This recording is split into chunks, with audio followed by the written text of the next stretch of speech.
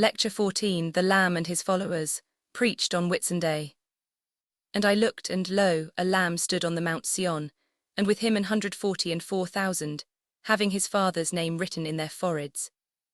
And I heard a voice from heaven, as the voice of many waters, and as the voice of a great thunder. And I heard the voice of harpers harping with their harps, and they sung as it were a new song before the throne, and before the 4 beasts and the elders. And no man could learn that song but the 144,000 which were redeemed from the earth. These are they which were not defiled with women, for they are virgins. These are they which follow the Lamb whithersoever he goeth. These were redeemed from among men, being the firstfruits unto God and to the Lamb. And in their mouth was found no guile, for they are without fault before the throne of God. And I saw another angel fly in the midst of heaven, having the everlasting gospel to preach unto them that dwell on the earth, and to every nation and kindred and tongue and people, saying with a loud voice, Fear God and give glory to him. For the hour of his judgment is come. And worship him that made heaven and earth and the sea and the fountains of waters. And there followed another angel, saying, Babylon is fallen, that great city, because she made all nations drink of the wine of the wrath of her fornication.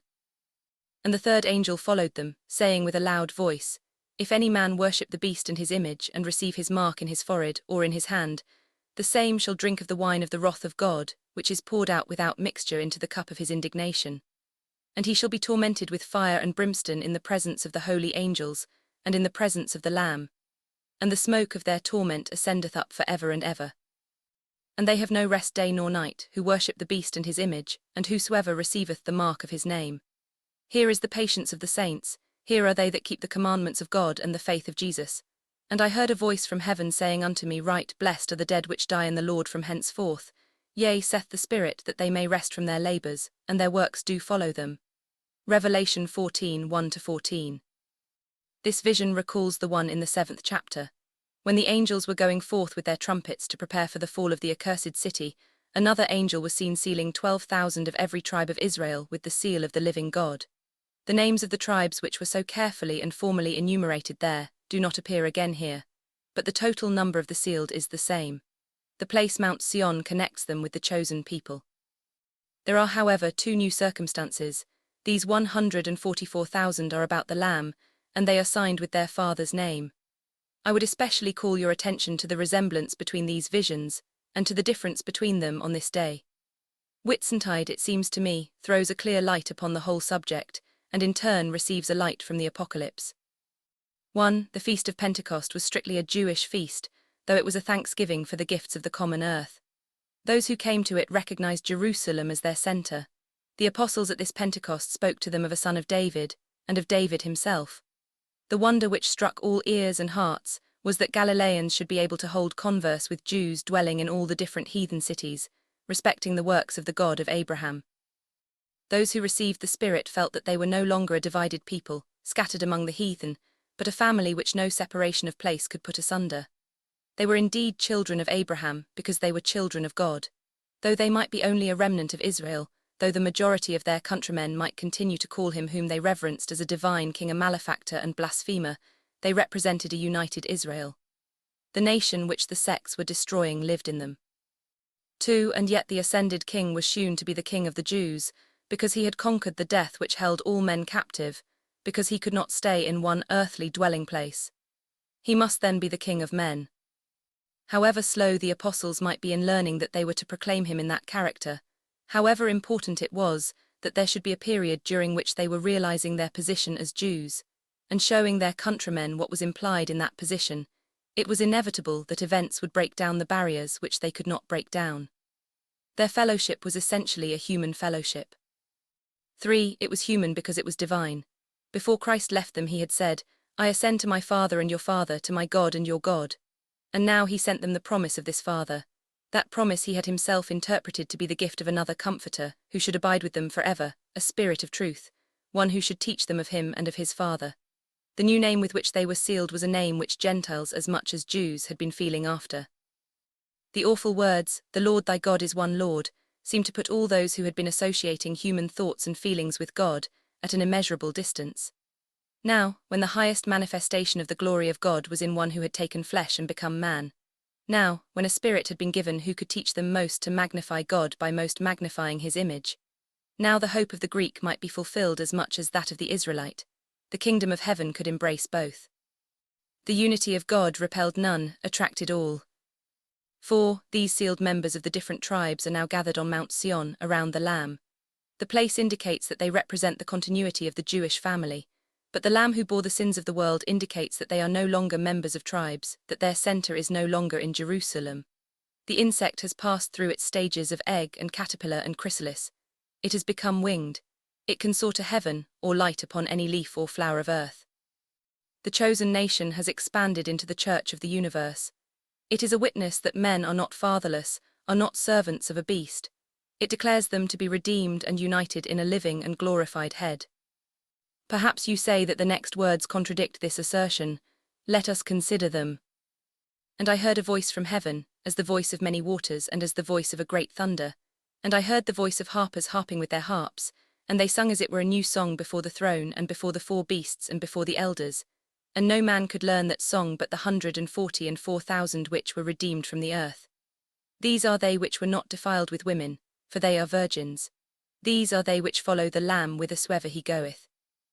These were redeemed from among men, being the firstfruits to God and the Lamb. And in their mouth was found no guile, for they are without fault before the throne of God. Now I shall be told that nothing here is said about a redemption of the world, much about a redemption from the world. These followers of the Lamb stand out in broad contrast to all by whom they are surrounded.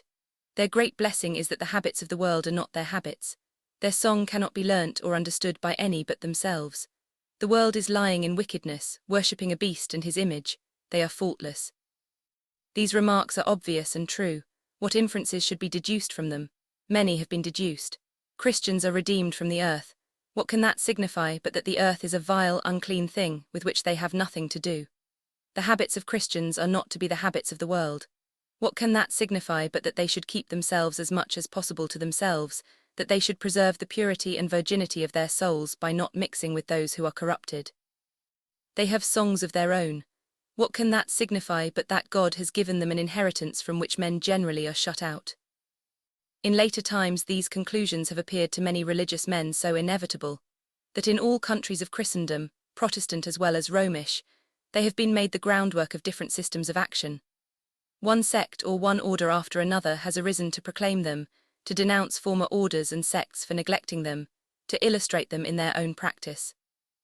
To the Christian society shortly after the day of Pentecost, maxims very unlike these presented themselves as inevitable, and became the foundation of their conduct. One of the first records of their life is this, that they ate their meat with joy and singleness of heart. This was a new thing to them. Part of the song they had learnt was a thanksgiving for the earth and its gifts, which they had before received with dullness and indifference. But was not separation from other men, and suspicion of other men characteristic of them after they had received their baptism?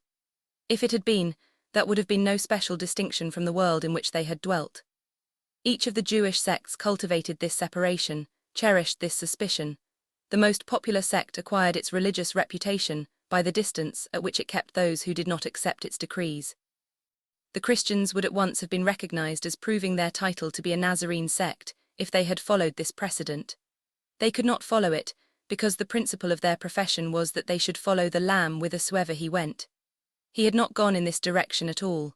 He had solemnly taken another course. He had incurred the wrath of the Pharisees by eschewing what seemed to them incontrovertible dogmas respecting the treatment of their fellow creatures, by going to sinners and eating with them. If his disciples, after his ascension, were to purge themselves from the old leaven, the leaven of the Pharisees and the Sadducees, they must above all things seek to purge themselves of the leaven of exclusiveness. No ingredient had adulterated the pure paschal bread so much as that. But if they got rid of this leaven, how could they become a pure lump wholly consecrated to God? Only while they confessed that in themselves individually dwelt no good thing, nothing which could raise them above the lowest publican or harlot or heathen in the world. Only while they confessed that all their purity was in that Lamb who had taken them into fellowship with himself, and had written his Father's name on their foreheads. Only while they confessed that in him, God looked upon them as faultless, utterly undefiled. That fault and corruption began when they forgot their relation to him, when they separated themselves from each other, when they pursued separate ways and interests of their own. What then was their redemption from among men? The redemption from their self-interests, from their self-worship. the privilege of confessing the Son of Man who had redeemed them and all mankind, the privilege of belonging in very deed to a human kind, not of being like the worshippers of the beast, utterly inhuman. I would not change one word or letter of this passage. I demand that it should be construed in the most strict way in which it can be construed. I demand that the feeble subterfuges and evasions which would make faultless an equivalent for not very faulty, undefiled, for pure so far as is compatible with human infirmity, should be dismissed as irreverent and dishonest. And then I am sure this passage will be the reconciliation of a multitude of others, in which readers discover an opposition, using one to qualify the other, till both become equally empty of meaning. I am sure it will be seen that the more Christians are free from the corruptions of their age, the less will they dare to limit the grace of God. That the more they regard themselves as firstfruits to God and the Lamb, the more will they believe the universe has been offered and sacrificed to God in its high priest, and that he will assert his right to it, let who will dispute that right. This then, I believe, is the subject of that song which began in heaven, and was echoed upon earth, which was sung before the throne, and before the four beasts and the elders, which was as it were new, not actually new, not without preludes in former days, not different in spirit from any of those which had risen from the hearts and lips of old prophets when they were glorifying God under the tyranny of some brute power, and amid the sins and degeneracy of their countrymen. But new, inasmuch as it was the fulfillment of all these older songs, new, inasmuch as it celebrated the actual atonement of heaven and earth which they had only anticipated, new, inasmuch as the brute power of this day was more distinctly and formally anti-Christian than any of those could be which had preceded the incarnation. And I saw another angel fly in the midst of heaven, having the everlasting gospel to preach unto them that dwell on the earth, and to every nation and kindred and tongue and people, saying with a loud voice, Fear God and give glory to him, for the hour of his judgment is come, and worship him that made heaven and earth and the sea and the fountains of waters. This and the other messages which follow are strictly messages from heaven to earth. The first implicitly contains the rest. It is called an everlasting gospel, good news concerning an everlasting God, good news to all his creatures everywhere. It is that gospel which Saul of Tarsus, the Hebrew of the Hebrews, bore to the idolaters of Greece and Asia, and felt in bearing it that he was strictly fulfilling his functions as a child of Abraham. The Jew lifted up his voice and said to the world, You who have been worshipping things in heaven and earth and in the sea, and in the fountains of waters, you who have been bowing to gods in nature and of nature, you who have been making gods in your own image, in the likeness of your good and evil desires, of your just and unjust notions, of your pure and lustful impulses. Fear the God who has made all things in heaven and earth and the sea. Fear him who has made man in his own image. For he has revealed his true image to men, he has revealed the standard of righteousness, the judge who condemns all unrighteousness, the redeemer from all unrighteousness. Do you think it is not a gospel because it begins with the word fear, or because it speaks of judgment? I believe no gospel can satisfy men except this. They want to know whom they should fear. They must fear an evil being if they do not fear a good being. They cannot trust one whom they do not reverence. Take away awe, and he whom you worship shrinks again to your own dimensions. The misery of men had been that they had made a god in their own likeness. To have him revealed to them as infinitely above them, as stooping to them, was the overthrow of the superstition that had made them cowards and slaves. And the deliverance would be utterly incomplete if they might not believe that this righteous God was their judge, the judge of the whole earth, and that they might take refuge in him from the false judgments of all men, and most chiefly from their own, and from themselves. And there followed another angel, saying, Babylon is fallen, that great city, because she made all nations drink of the wine of the wrath of her fornications. The Babel or Babylonian polity was contradictory of the Israelite polity. The ruler stood in no relation to his people, he was a ruler merely. The gods to whom he did homage were powers, different and discordant powers. They were to be worshipped and propitiated as the supporters of his government. They cared nothing for those who worshipped and propitiated them. The God of Israel was declared to be the king and husband of his people. The kings who reigned in his name were to care for the people as a husband cares for his wife. When the nation fell as it was continually falling into idolatry, this was said to be an act of fornication or adultery, the wife revolting from her real lord. That language was applicable to the chosen people. It could now be applied to the world at large. The angel proclaims that it does not now belong to the world. The husband of the race has appeared. All idolatry is fornication or adultery. Men can be told that they are spiritual beings, united to a spiritual Lord, and that in giving themselves to fleshly and visible things they are forsaking their lawful state, they are yielding themselves to seducers.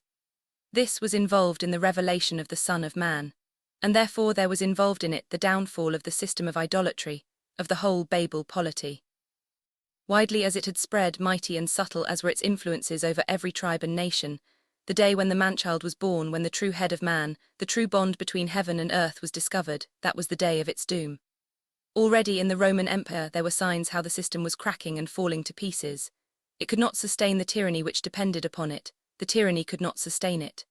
The cry, "It is fallen, would be illustrated in that very age by the convulsion which was shaking earth and heaven, the seat of the empire and the seats of the gods. And the proclamation was not weaker but stronger, because in that convulsion the city which had borne witness against the Babel idolatry was itself to perish, for it had admitted the Babel principle into its very heart. Jerusalem had become emphatically the city of confusion. It had aspired to make for itself a name, and had forgotten the name of its God. It had thought that its towers were high and reached to heaven, but they were built of brick instead of stone. They were cemented with slime instead of mortar. The jabber of its sects showed that God had come down to confound its pride. It had no tongue which was intelligible to itself. How could it render itself intelligible to the world? The church which the Spirit had entrusted with power to speak to men of different tribes, in their own tongues, of the wonderful works of God, could not but see that the fall of Jerusalem was one sign among many that the thrones of all false gods were to be cast down. They feel from Judah's land the dreaded infant's hand, the rays of Bethlehem blind their dusky eyne. And this because that infant came not to destroy but to fulfill, to gather into one all the scattered beliefs and hopes of the world, to overthrow its lies by justifying its truths. We must not confound this voice with that which follows it, intimately as they are connected.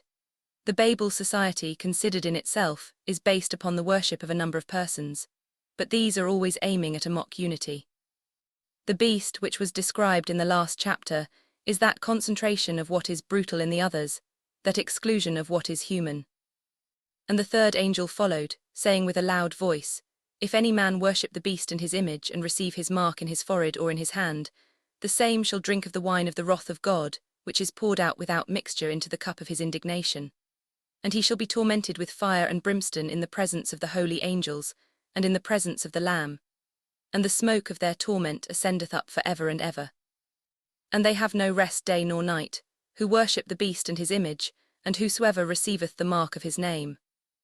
The voice of the angel sings utter perdition, torment, perpetual restlessness to those who carry in their hearts the image of the beast.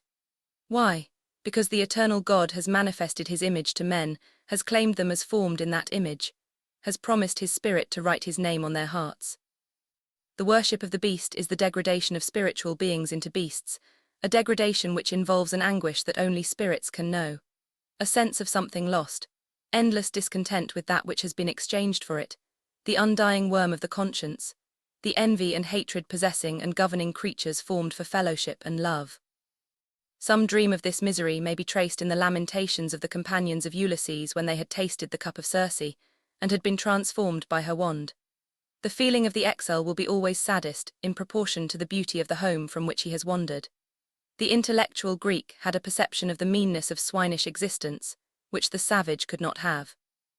It is inevitable, therefore, that the vision of a God of eternal goodness and loving kindness, which the gospel presents, should make the hell of solitude and selfishness profoundly and inconceivably dark. Such expressions as these, the wine of the wrath of God which is poured out without measure, tormented with fire and brimstone in the presence of the holy angels and of the Lamb, the smoke of their torment ascendeth up for ever and ever, they have no rest day nor night, may easily become mere figures of speech which the orator plays with at his pleasure, which frighten the nerves for half an hour, which fret but do not rouse the conscience, which are expected and demanded by the lazy hearers as sounds that relieve the monotony of an ordinary discourse. For the gospel of such an orator is not a gospel of God, but a gospel about the way in which men may be delivered from God. He has no message concerning a kingdom of light, which the incarnation and death of the Son of God has opened to mankind. Therefore his message concerning the kingdom of darkness speaks to nothing in the hearts and spirits of men, only tingles or rattles in their ears. This angel's voice is charged with real thunder, because it is essentially sweet and divine. If the love of God were contracted in the very least degree, the horror of separation from that love, of devotion to lust and hatred, must be contracted in the same degree. If the power of the divine love to raise men out of that abyss of horror were reduced by any time measures, the sense of what is implied in spiritual and eternal death, the dread of it, the force of those divinely chosen images which denote it, must be reduced by the same measures. In easy times the opposition may not be very apparent. The divine words and their counterfeits may be often exchanged for each other and be taken to have the same value. In such times as those of which St. John speaks, when the beast's power and the lamb's power are meeting each other face to face, when everyone has to choose between them, when all apparent strength is on the side of evil, then do the words of the angel which proclaim that it is not omnipotent but utterly accursed come forth in their clearness and might. The beast with the lamb-like countenance, whose business is to stamp the image of the beast with the dragon's horns on the hearts of men, may mingle eternal and temporal terrors in wild confusion, so crushing more effectually than in any other way the spirits of men under his ignominious yoke.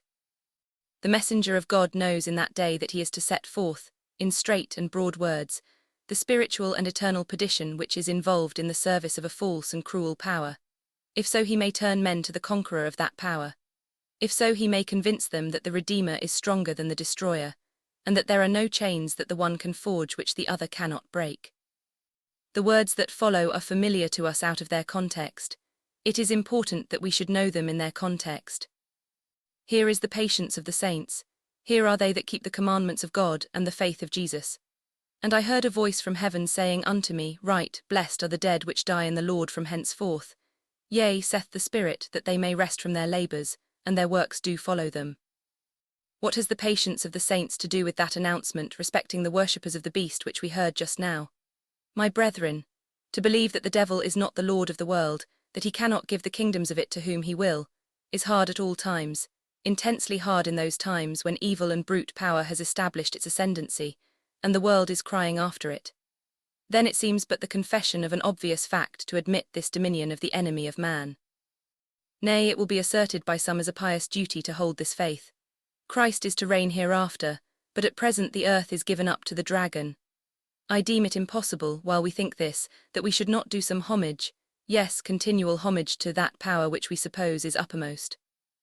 And therefore this book teaches the deep and all-important lesson that the patience of the saints consists in believing steadfastly that message of the angel concerning the beast, and in not believing any whispers and suggestions of his respecting his authority. So doing they keep the commandment which has said, Thou shalt worship the Lord thy God, and him only shalt thou serve. So doing they tread the path of Jesus, who did with this commandment resist the adversary when he said, All these will I give thee, and the glory of them if thou wilt fall down and worship me. He knew that to admit that lie, to confess that these kingdoms were in the hands of the evil one, was to fall down and worship him. He wanted no other homage. Christ might have the kingdoms hereafter if he would grant them to be Satan's at that moment. He said, Get thee behind me. In his strength every one of his followers in the darkest hour when good appears most utterly defeated is to say the same. And to strengthen them to this effort there comes another heavenly voice, saying, Blessed are the dead that die in the Lord from henceforth. Why from henceforth? Were not the dead always blessed which died in the Lord? If the words had a special reference to that time, may we dare to use them in our funeral service for any brother or sister, whose remains we commit to the earth now. I think the words did belong to that time. I think from henceforth had a sound of special comfort for those, who, if they judged by the sight of their eyes, must have concluded that the earth was not the Lord's. It reminded them that the earth is but part of the universe, that 60 years and 10 do not settle the great questions which are debated here, that the Lord who has gone into the grave and hell has ascended on high, that he may open eternity to men. The voice says to those who are sinking under the spectacle which the world offers to them, Yes, but now at this very moment men are passing into a region where the mists that obstruct our vision here do not dwell, where they shall know that not the beast, but the Lord God omnipotent reigneth. And so the words became retrospective and prospective likewise. Know from henceforth that they who fell asleep before Christ came in the flesh are about his throne. Know from henceforth that you are in the midst of an innumerable company of every kindred and nation, who are watching your fight, and helping you in it. Know henceforth that that company will gather fresh members from all the ages that are to come. In lands unknown to you will men that are trembling at the thought of death learn to sink their own deaths in his who died for the world. Remember henceforth that the hard labours which you or they may undergo in fighting with the beast in yourselves or in the world are leading assuredly to rest in God. Know from henceforth that if you or they leave works which God has set you to do in this earth, poor and incomplete, these works will follow you when you have passed through the veil. Know from henceforth that whatever is begun will be brought to its perfection, that new spheres of blessed toil will be opened to God's servants, that as they followed the Lamb under the pressure of mortality, they will follow him now to fresh victories, till every enemy which has opposed him and tormented his creatures shall be put under his feet.